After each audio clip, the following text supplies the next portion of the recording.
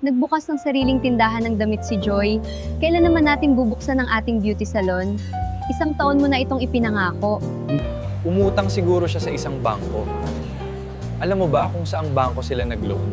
Pumunta daw siya sa bangko na ang pangalan ay LOLC Bank Philippines.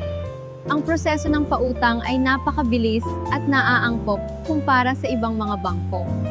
Nagbibigay din sila ng pinakamataas na halaga ng pautang, batay sa ari-arian o isang sasakyan. Dapat siguro makipag-ugnayan na tayo sa LOLC Bank ngayon. LOLC Bank? Bank, sabi mo? Tama ka. Makikipag-ugnayan na ako sa bangko ngayon.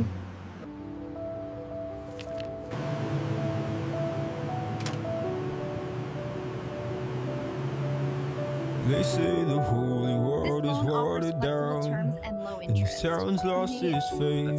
Our colors will fade eventually, so if our time is running out, day after day, we'll make them mundane our masterpiece. Oh mama, love. Mo bang matupad ang iyong mga pangarap? Sa LOLC Bank Philippines Inc. Maaari mong gamitin ang iyong ari-arian o isang sasakyan bilang collateral para makakuha ng pinasadyang loan batay sa iyong mga pangangailangan.